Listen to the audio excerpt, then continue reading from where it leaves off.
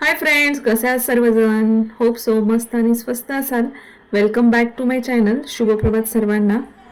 2 दिवसापूर्वी वास्तुशांतीचा व्हिडिओ मी आपल्या चॅनलवरती अपलोड केला होता. होप सो सर्वांनी पाहिला असेल आणि ज्यांनी कोणी पाहिला नसेल तर सर्वांनी पाहून घ्या. आणि हा आहे वास्तुशांती नंतरचा दुसरा दिवस. या वास्तुशांतीच्या निमित्ताने 2-3 दिवस आम्ही काय मजा केली, एन्जॉय केला, हे या व्हिडिओमध्ये थोडंसं मी तुम्हाला दाखवणार आहे. आणि शेवटी एक घराचा होम टूर सुद्धा असणार आहे तेव्हा, आणि फोटोज असणार आहेत तेव्हा हा व्हिडिओ अवश्य पहा शेवटपर्यंत.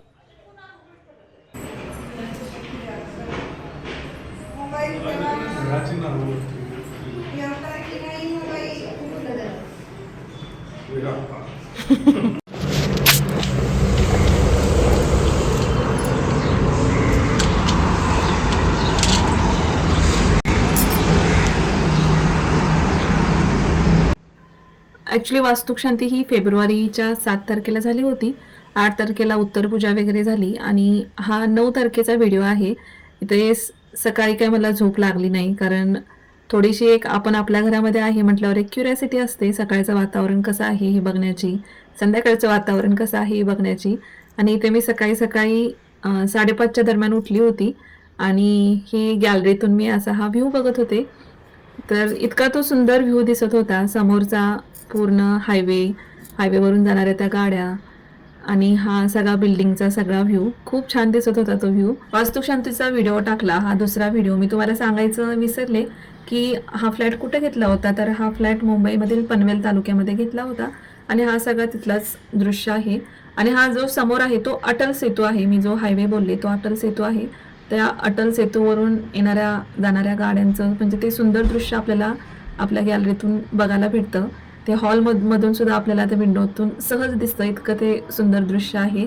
आणि मी हे सगळं फक्त अनुभवत होते. म्हणजे जेव्हा आपण राहणार असतो तेव्हा ती गोष्ट वेगळी असते, पण आम्ही इथे एक 3-4 दिवसासाठीच होतो आणि रिटर्न आम्हाला सातारला यायचं होतं. आम्ही काही तर मुंबईमध्ये राहणार नव्हतो आणि तसा राहण्याचा काही असा हे पण नव्हता, नेक्स्ट इयरमध्ये राहायला येऊ असं काही प्लॅन ठरला पण नव्हता. त्याच्यामुळं मी फक्त हे दृश्य एन्जॉय करण्यामध्ये बिझी होते, कारण मला माहिती होतं की हे थोड्याच दिवसासाठी आहे. जेव्हा राहायला येऊ तेव्हा येऊ, पण हे जे आहे ते 2-3 दिवस मी फक्त एन्जॉय करत होते. खूप मनापासून मी ते एन्जॉय केले वास्तुशांतीचे 2-3 दिवस.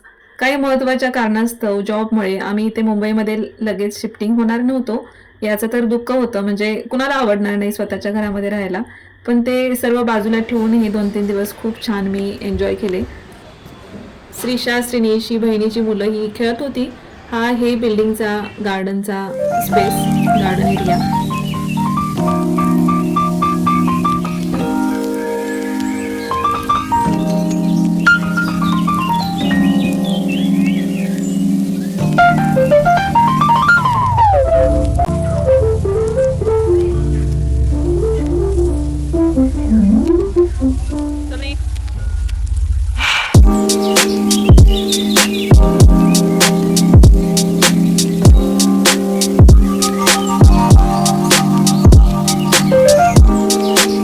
वास्तुशांतीचा कार्यक्रम नातेवाईकांसोबत मित्रपरिवारासह खूप छान निर्विघ्नपणे पार पडला होता.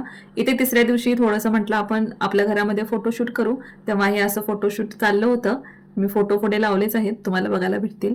इथे वास्तुशांतीच्या दुसऱ्या दिवशीच गावावरून आलेले थोडेफार पाहुणे गावी गेले होते आणि ते जे आई वडील, मामा मामी हे आम्ही सगळेजण होतो. तिथे आम्ही मावशींच्या घरी माझ्या स्नेहभोजनाचा कार्यक्रम होता. तिथे सुद्धा आम्ही मस्तपैकी एन्जॉय केला. सर्वांची गाठीभेटी झाल्या, खूप छान वाटत होतं. आणि हा श्रीशाचा बर्थडे सेलिब्रेशनचा हा जो व्हिडिओ आहे, बर्थडे सेलिब्रेशन सुद्धा श्रीशाचा खूप छान पद्धतीने इथे आम्ही साजरा केला. तिला तर खूप आनंद झाला होता की आपल्या घरामध्ये माझा फर्स्ट बर्थडे साजरा होतोय. ती खूप आनंदामध्ये होती.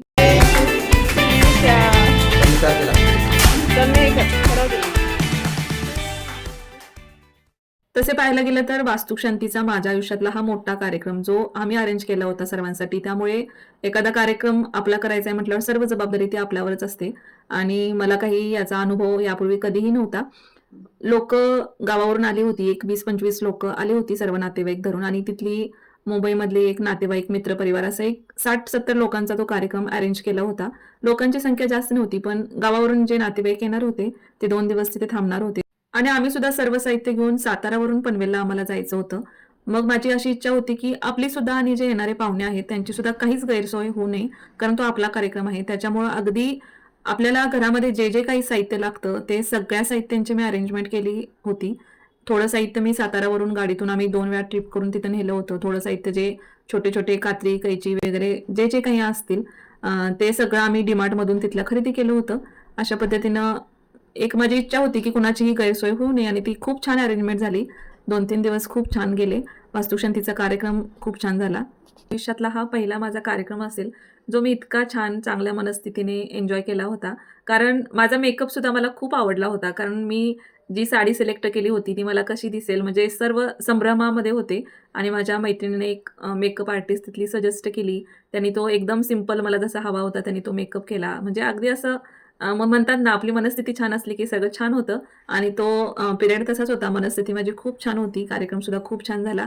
सर्व मित्रपरिवारांनी, माझ्या मित्रपरिवार, मिस्टरांचा मित्रपरिवार, तिथले नातेवाईक माझे सगळे, सर्वांनी मदत केली आणि असा हा कार्यक्रम आनंदाने पार पडला.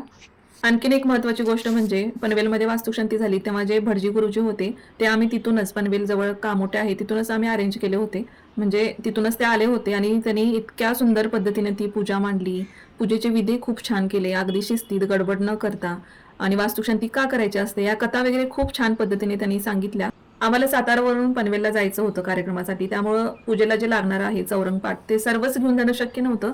तेव्हा आम्ही ही सर्व जबाबदारी भटजी गुरुजींच्याकडे दिली होती आणि त्यांनी सुद्धा आम्हाला खूप छान पद्धतीने तुम्ही कुठलं साहित्य आणायचे त्याची लिस्ट व्यवस्थित करून दिली होती. खूप छान पद्धतीने त्यांनी सुद्धा पूजा केली.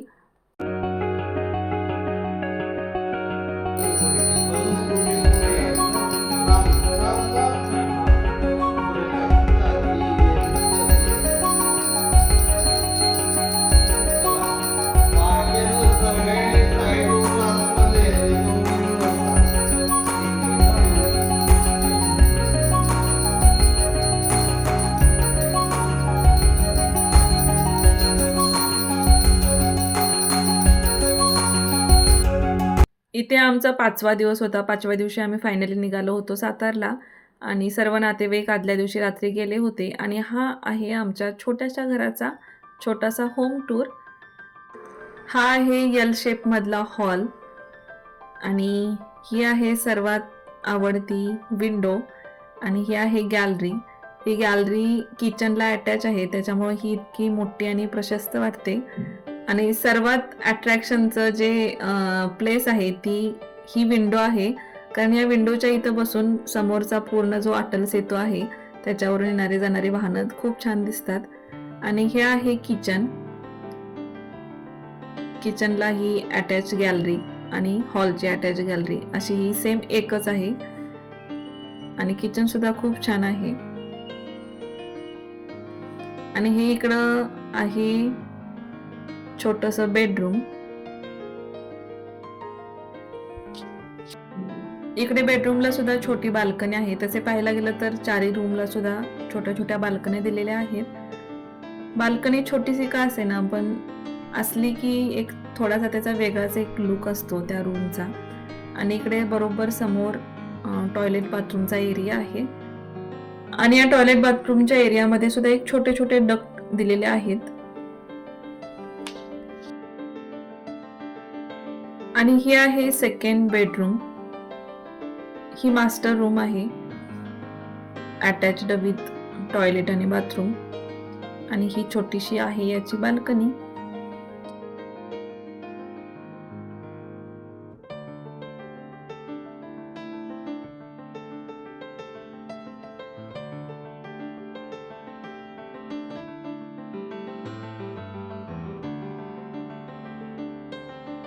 असा हा 4 रूमचा हा छोटासा सुंदर आमचा फ्लॅट.